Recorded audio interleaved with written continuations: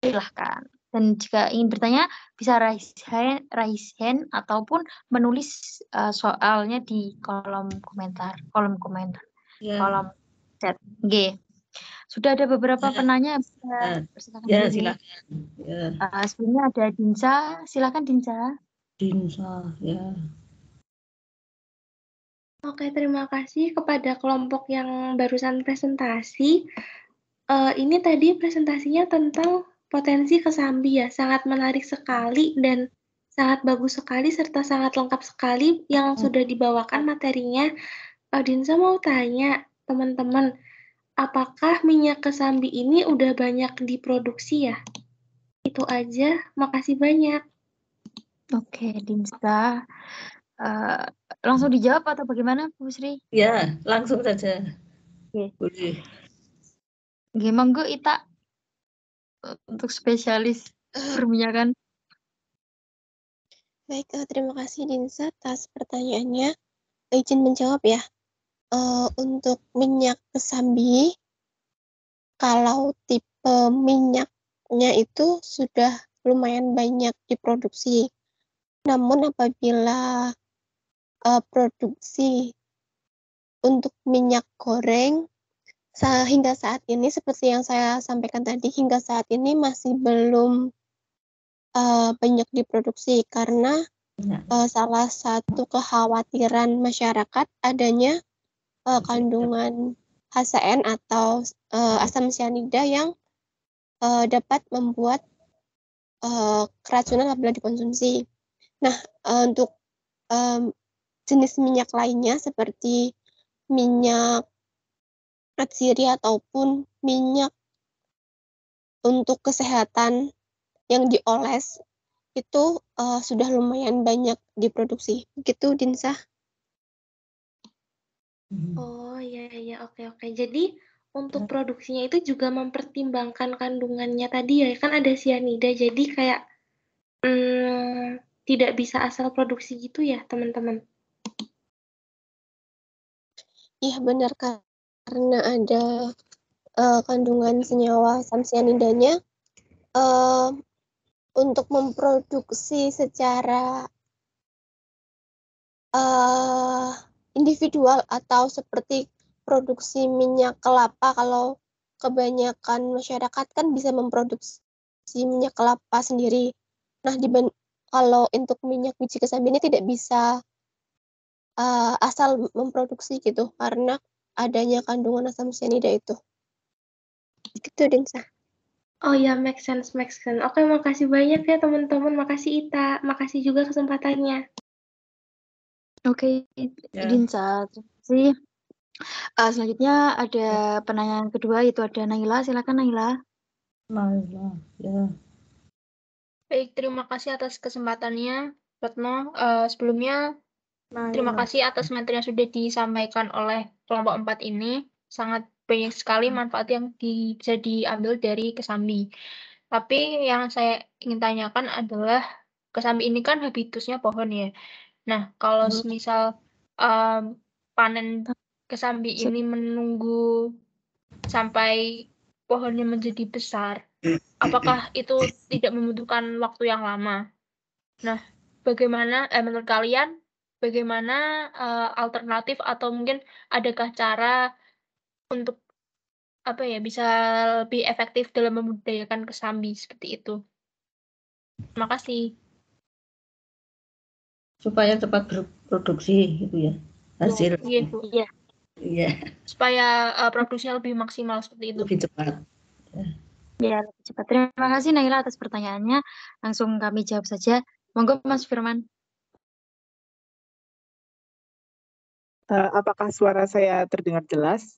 Ya, jelas. Terdengar. Oke. Jadi tadi kan sudah dijelaskan kalau misalnya pohon kesambi itu dapat berbuah untuk pertama kali itu sekitar 2-4 tahun setelah penanaman. Nah, memang tumbuhan kesambi itu memang salah satu tanaman yang pertumbuhannya itu tidak cepat gitu. Dan sebenarnya untuk tanaman seperti kelapa sawit juga mereka tuh dapat berbuah itu bahkan sekitar 3-4 tahun setelah penanaman pertama begitu. Jadi sebenarnya kalau ditanya budidayanya itu lama, memang seperti itu berbuahnya sekitar 2-3 tahun atau 4 tahun. Dan untuk seperti tanaman kelapa sawit juga sama, sekitar segitu, itu untuk berbuah pertama. Tapi selanjutnya bisa berbuah 1 tahun sekali. Kalau misalnya untuk bagaimana cara mempercepat, pastinya dengan cara perawatan seperti dengan pemupukan atau dengan pemangkasan seperti itu. Bagaimana, Naila? Oh, berarti belum ada maksudnya alternatif lain ya untuk mempercepat budidaya dari kesambi. Ya, kurang lebih seperti itu sih. Maksudnya kayak memang berbuahnya itu lama dan pertumbuhan tanaman kesambi itu memang termasuk lambat. Oke. Terima kasih atas jawabannya, Firman. Iya, sama-sama. Selanjutnya, satu lagi mungkin. Boleh, selanjutnya masih ada Fiska. Silakan Fiska. Ya, sebelumnya terima kasih atas kesempatan dan materinya dari kelompok 4 Kesambi. Saya Rizka Rahma dari kelompok 5 izin bertanya. Tadi kan sudah dijelaskan banyaknya manfaat kesambi seperti tadi ada yang untuk pengobatan dan juga untuk minyak. Nah, tapi kalau di Indonesia sendiri itu dia kesambi bisa ditemukan di daerah mana saja ya kalau boleh tahu. Terima kasih. Terima kasih Fiska atas pertanyaannya. Jadi izin menjawab. Jadi menurut jurnal-jurnal dan literatur yang sudah kami kumpulkan, kesambi ini aslinya bukan buah dari endemik Indonesia, akan tetapi buah dari wilayah Himalaya dan daerah India ya Bu. Terus dibawa ke sini mungkin dulu bagaimana ya. Terus dan kalau di Indonesia sendiri kesambi itu ada beberapa literatur yang sudah menyebutkan bahwa kesambi ini langka. Tapi itu juga masih jadi mungkin misteri ya. Kalau untuk di Indonesia itu bagaimana Ibu? Masih jarang ya kelihatannya. Masih jarang dan mungkin bahkan kita sendiri, saya pribadi Retno itu kayak kesambi wah loh. Saya juga kayak baru masih ya pernah mendengar tapi kayak belum pernah makan ya Bu ya. Dan belum pernah mencicipi wujudnya saja belum pernah melihat dan untuk kalau daerahnya itu hampir di Indonesia ada seperti Jawa, Bali, terus di timur seperti Nusa Tenggara, kemudian Sulawesi dan Maluku. Ya Bu. Terus kalaupun dirunut dari pernyataan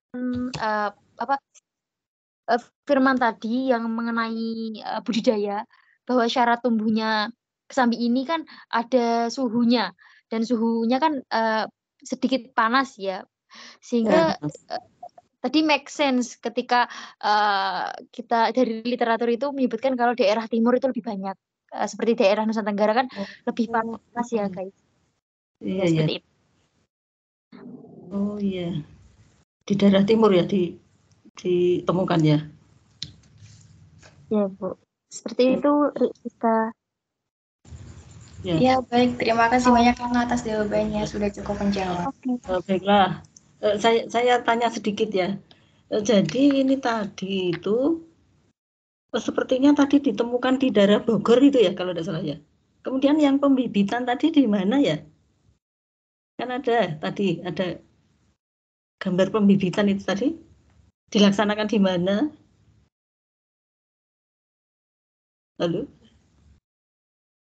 Halo Ibu, untuk pembibitan ya Bu tadi? Iya. Yang tadi ada gambarnya tadi.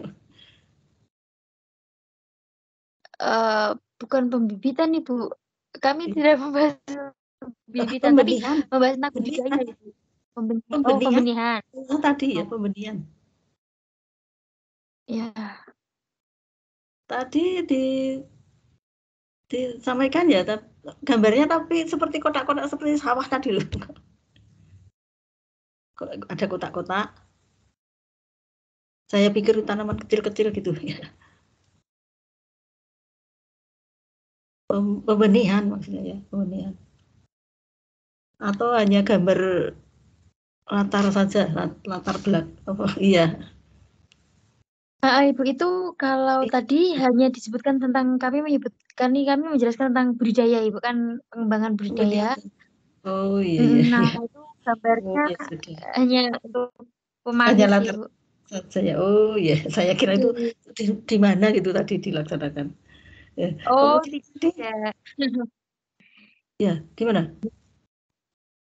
Tadi itu hanya gambar, Ibu. Tapi berarti pertanyaannya untuk apa ya, Bu? Ya mungkin pengembangan selama Sudah. gitu. Ini saja. Tadi disinggung tentang pemangkasan gitu ya.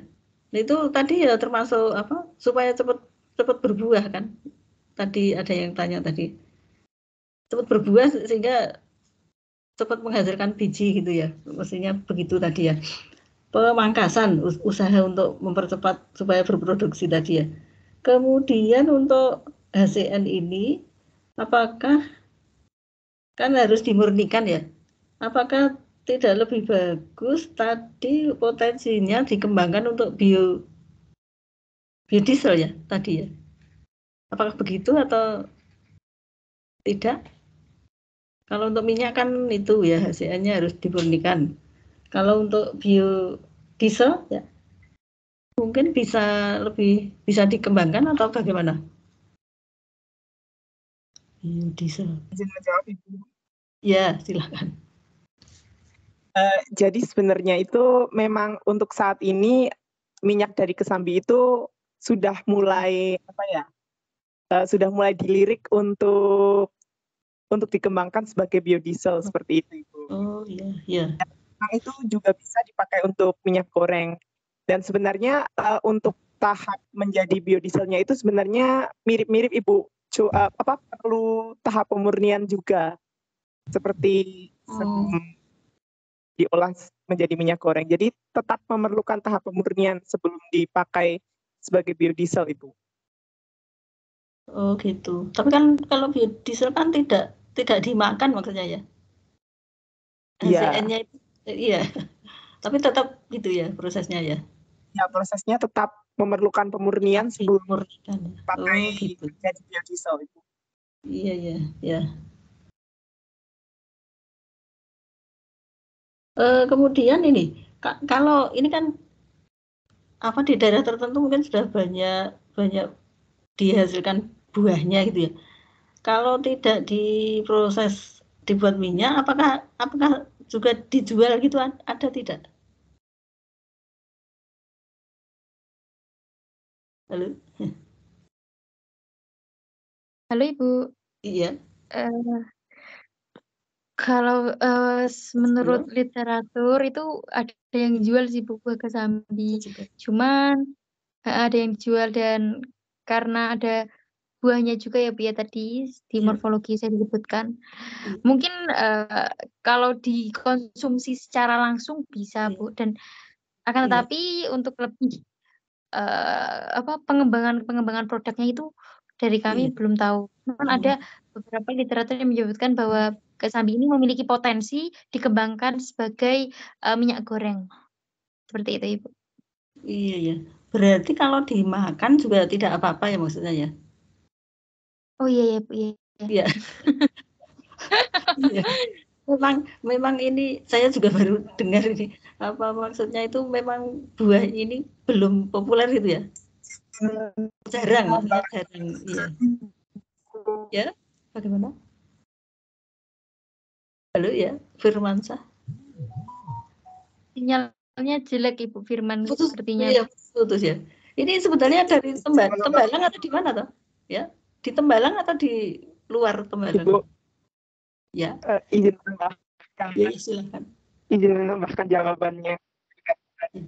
Ya. Jadi sebenarnya biji kesambi itu memang ada yang jual, tapi secara besarnya itu dimanfaatkan untuk minyaknya, Ibu. Jadi kalau dimakan langsung itu memang jarang. Oh iya. Ya, berarti tidak untuk dimakan gitu ya?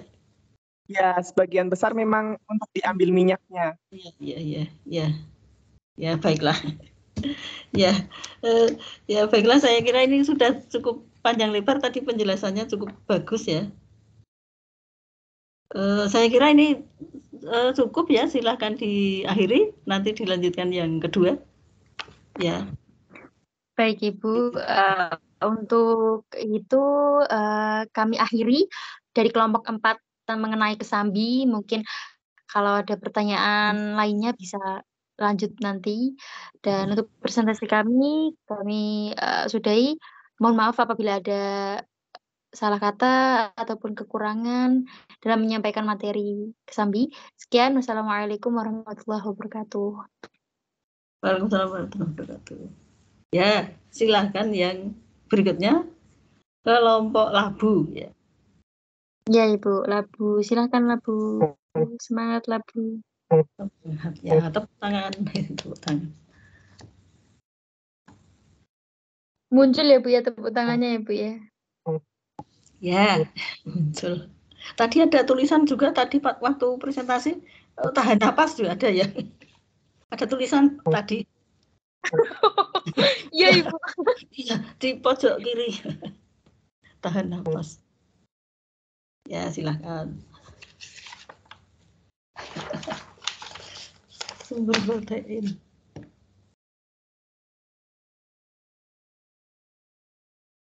Ya.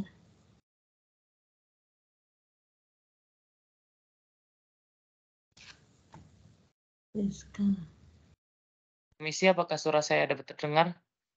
Ya, terdengar. Dapat terdengar ya. Assalamualaikum warahmatullahi wabarakatuh. Waalaikumsalam warahmatullahi wabarakatuh. Selamat malam Ibu Sri Haryanti selaku dosen pengampu mata kuliah Biologi Tumbuhan Pangan dan juga teman-teman yang saya hormati.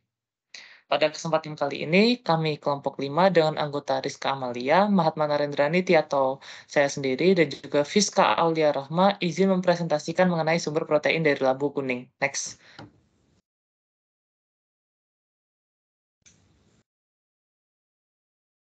Oke, jadi berikut ini adalah gambar dari penampakan buah labu kuning. Adapun klasifikasi dari labu kuning sendiri ada dari Kingdom Plantae, divisi Tracheophyta, kelas Magnoliopsida, ordo Cucurbitales, famili Cucurbitaceae, genus Sechium, dan spesies nama latinnya adalah Cucurbita moschata. Next. Sechium.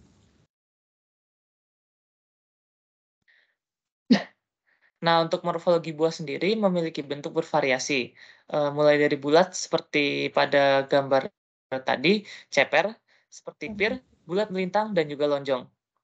Adapun warna kulitnya awalnya hijau, namun akan menguning apabila sudah matang. Setelah itu, daging buah akan ikut berwarna menguning saat sudah masak. Kemudian, biji terletak di tengah dengan bentuk pipih dan ujung yang meruncing. Next.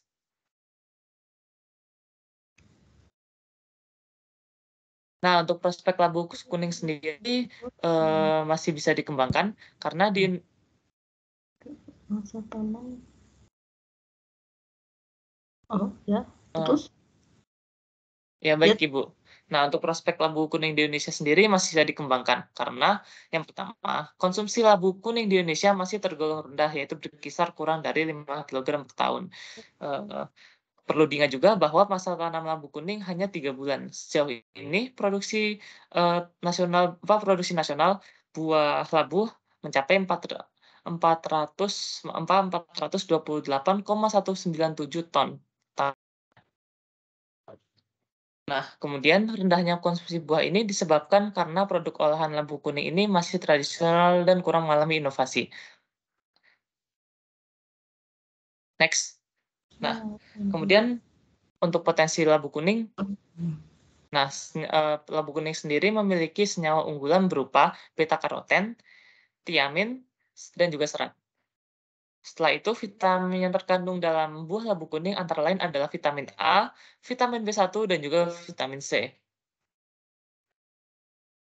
Adalah karbohidrat, protein, dan juga lemak. labu kuning berpotensi untuk dijadikan obat seperti hipertensi, serangan jantung, anti penuaan, dan juga kanker. Kemudian, labu kuning juga bisa dimanfaatkan sebagai sumber panganan untuk dijadikan bahan makanan konsumsi sehari-hari. Nah, buah labu kuning bisa dimakan secara langsung atau diolah terlebih dahulu, semisal dibuat menjadi kolak ataupun bahan campuran makanan olahan lain seperti dodol. Next. Ya, jadi seperti yang sudah dijelaskan dengan adanya tadi prospek dan juga potensi dari labu kuning. Labu kuning ini sebenarnya bisa diolah menjadi beberapa olahan, tidak hanya bisa dimakan dalam bentuk mentah. Yang pertama contohnya itu ada tepung labu kuning, dan yang selanjutnya yaitu ada pure labu kuning. Untuk tepung labu kuningnya sendiri, dia itu adalah tepung dengan butiran halus, kemudian lolos ayakan 60 mes, berwarna putih kekuningan dan juga berbau khas labu kuning. Teknologi pembuatan tepung ini menjadi salah satu proses alternatif produk setengah jadi yang dianjurkan karena kelebihan dari tepung labu kuning ini dia lebih tahan lama untuk disimpan dan juga lebih cepat untuk dimasak. Kemudian setelah itu, jika sudah dalam bentuk tepung, maka bisa dipergunakan sebagai jajanan basah dan kering maupun juga makanan bayi dan juga manula karena kandungan provitamin A-nya yang tinggi. Kemudian bisa dibuat dalam bentuk cake, roti kering, kudapan, ataupun lauk pauk.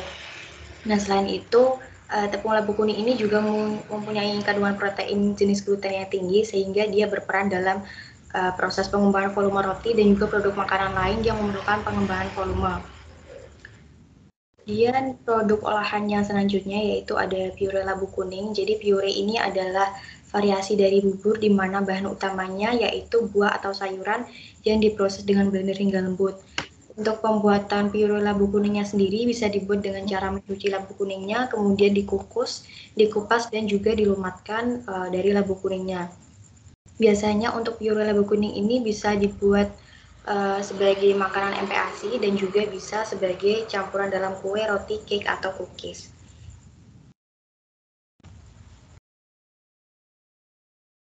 Selanjutnya, daerah penghasil labu kuning. Beberapa daerah tersebut antara lain yaitu Kecamatan Libureng, Kabupaten Bone, Sulawesi Selatan. Terus ada Kecamatan Tegalsari, Kabupaten Banyuwangi, Jawa Timur. Kecamatan Daha Selatan, Kabupaten Hulu Sungai Selatan, Kalimantan Selatan.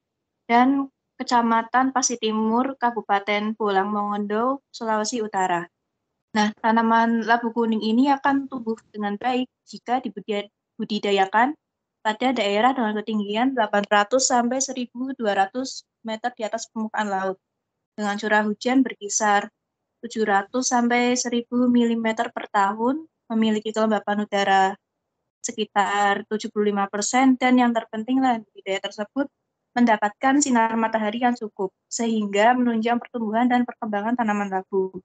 Sedangkan untuk jenis tanah yang baik untuk budidaya labu kuning adalah tanah aluvial berhumus, tanah gembur kering bekas rawa, andosol, tanah merah, dan gurumosol dengan derajat keasaman atau pH tanah sekitar 5 sampai 6,5. Next.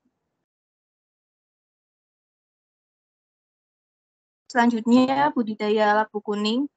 Budidaya labu kuning dimulai dari tahap pengolahan tanah, dilanjutkan tahap pemilihan bibit, penanaman, pemeliharaan, penyiangan, hingga tahap pemanenan. Yang pertama ini tahap pengolahan tanah. Pengolahan tanah ini bertujuan untuk membersihkan lahan budidaya dari rumput-rumput liar atau gulma untuk menggugurkan tanah, kemudian membuat bedengan, juga pemupukan dasar dengan memberikan pupuk kandang atau pupuk kompos pada lubang yang akan ditanami bibit. Yang kedua, pemilihan bibit.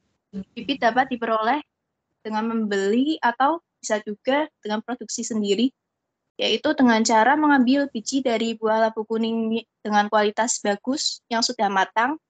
Nah, biji tersebut dibersihkan lalu dijemur hingga benar-benar kering. Setelah biji mengering, bisa langsung digunakan sebagai bibit. Nah, untuk biji tersebut pilih yang bijinya itu tidak rusak, layu, ataupun busuk. Tahap yang ketiga yaitu penanaman. Benih labu kuning itu direndam dalam air hangat selama 3 jam sebelum ditanam. Lalu dimasukkan 3-5 benih ke lubang tanam dengan jarak tanam sekitar 3-4 meter. Boleh di next.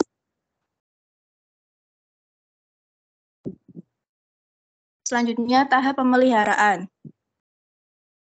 Yang meliputi yang pertama itu penyulaman, yaitu mengganti benih labu kuning yang sudah mati dengan benih yang baru saat tanaman berusia 3 minggu. Terus yang kedua, pengairan yang dilakukan pada saat tanaman berumur 4 minggu dan 6 minggu serta tergantung keadaan tanah dan cuaca. Yang ketiga, pemupukan susulan. Pemupukan ini dilakukan 2 kali, yaitu saat berumur 4 minggu dan 8 minggu untuk memaksimalkan hasil produksi. Dan yang keempat ini adalah pengendalian hama dan penyakit dengan cara menyemprotkan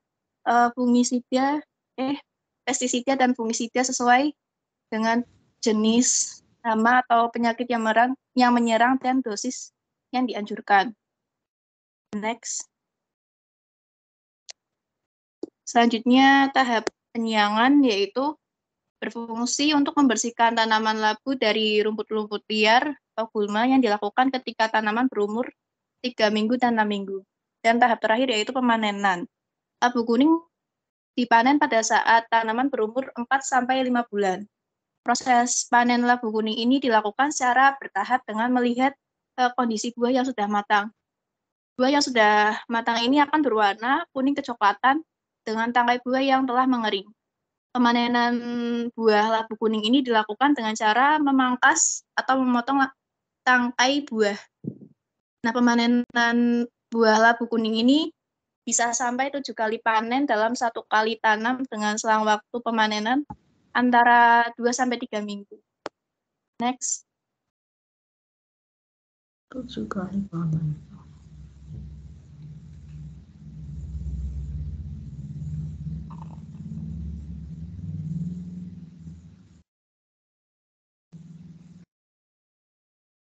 Ya, silakan dilanjutkan pertanyaan. Halo. Iya, terima kasih. Berikut ada daftar pustaka, kemudian bisa lanjut ke pertanyaan. Untuk teman-teman yang ada pertanyaan bisa raise hand atau menuliskan pertanyaan di kolom chat. Terima kasih.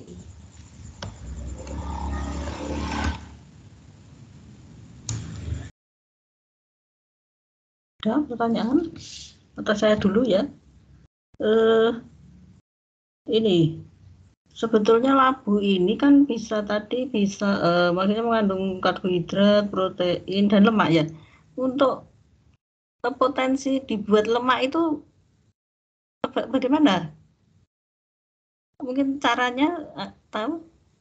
Ini kan yang umum tadi untuk tepung gitu ya, untuk tepung ya. Karena karbohidrat tadi. Kalau yang minyak gimana?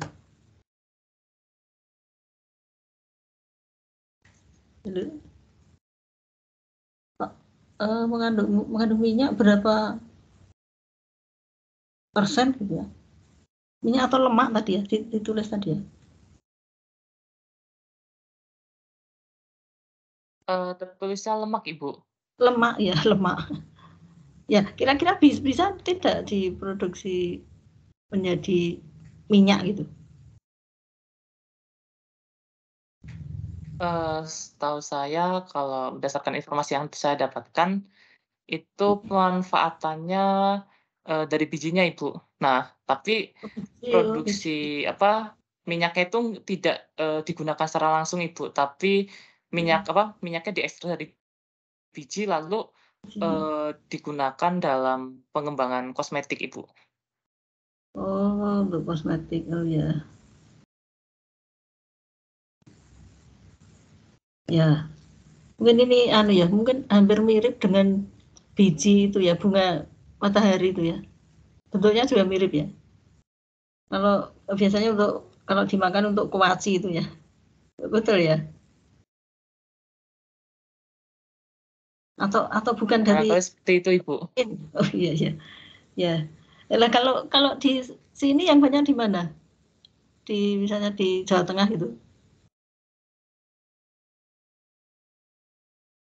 misalnya banyak ditanam di daerah mana gitu.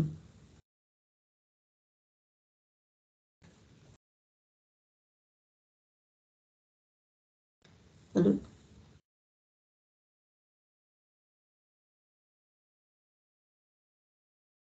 Permisi Bu, izin menjawab.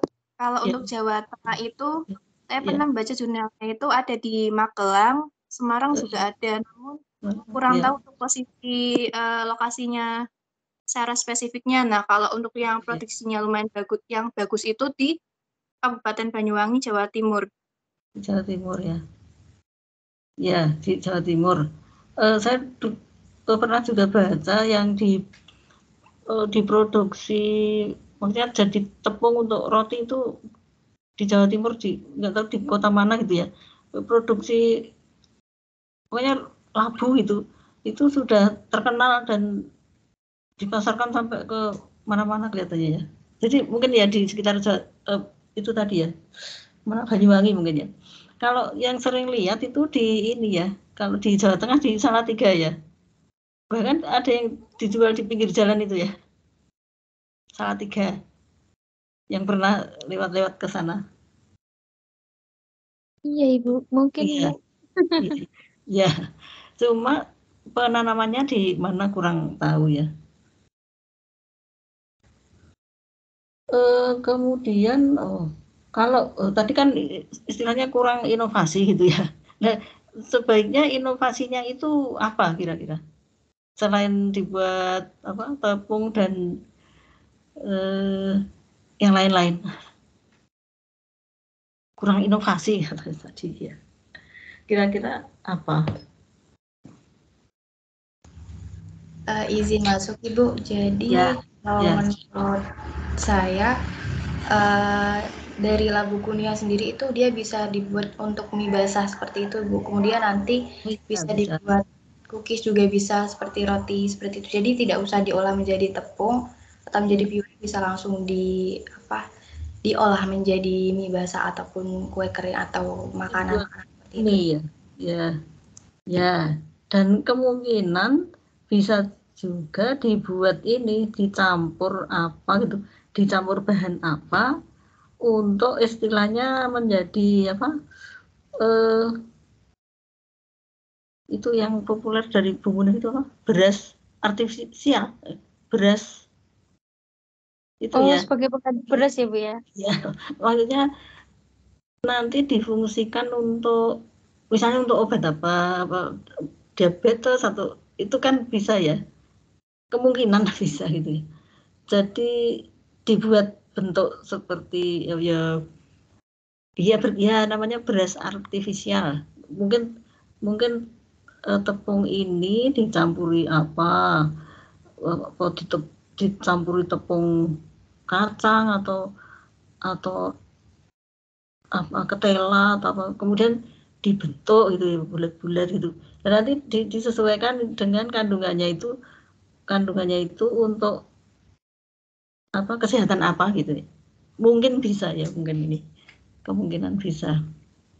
Nah, caranya membentuk yang butir-butir itu biasanya ada, kalau dulu ada yang penelitian itu disaring itu loh, dibentuk saring, kemudian dia akan ke bawah bentuk bulat-bulat kecil-kecil gitu ya.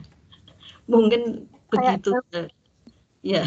Berarti sistemnya kayak dawet ya Bu ya berarti? Ya. Kalau bisa ya kecil-kecil lah, lebih kecil-kecil gitu, mirip-mirip seperti beras gitu ya. Ya. Sebetulnya bisa, kalau tidak salah bisa ya. Ya mungkin itu. Ya mungkin silakan yang lain lagi bertanya.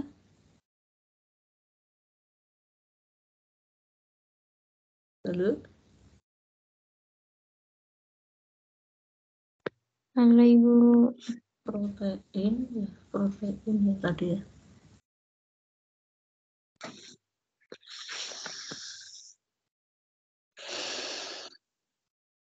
Oh ya, izin bertanya Ibu ya, izin bertanya untuk kelompok. Tadi kan disebut. Oke, ini saya Retno izin bertanya untuk kelompok labu. Kan disebutkan bahwa labu ini memiliki potensi sebagai obat. Nah, sebagai menurut kalian ini obatnya ini labu ini bisa dijadikan sebagai bahan obat atau nanti tetap memerlukan penanganan secara kimiawi gitu ya. Kalau menurut kalian bagaimana? Dan jikalau obat, apakah memang sudah ada suatu bentuk produk obat yang sudah mungkin dikembangkan gitu, kayak misal jahe gitu kan, ada kayak banyak sari wedang jahe kan gitu. Kalau jahe memang kan.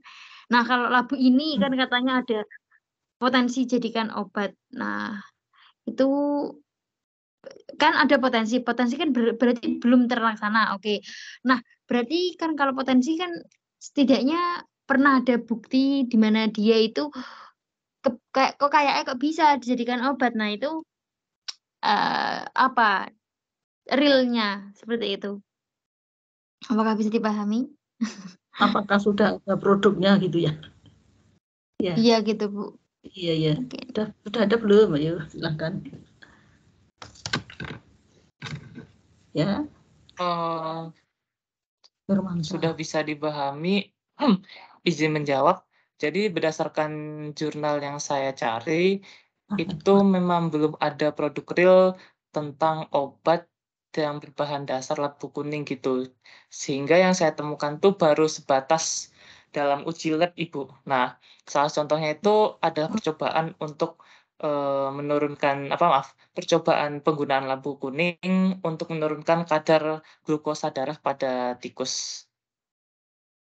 Jadi tikus itu yang memiliki kadar gula darah yang tinggi itu diberikan ekstrak air labu kuning dalam dosis tertentu.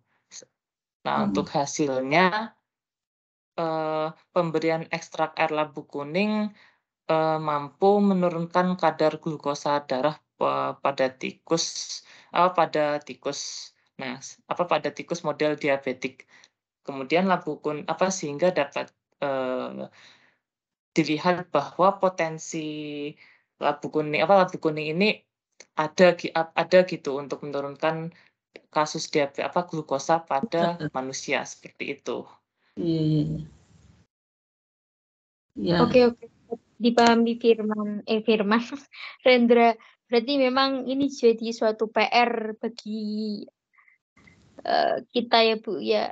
Maksudnya kan kayak mengembangkan. Mungkin mengembangkan potensi. Iya, Ibu. Ya. Jadi kemungkinan kalau sudah diteliti, diuji coba di tikus itu kemungkinan dilanjutkan nanti diuji pada manusia, mungkin begitu ya. Bisa ini. Mungkin bisa kemudian diproduksi kalau memang berpotensi diproduksi dalam bentuk apa gitu ya. Ya, bisa ini bisa. Ada lagi?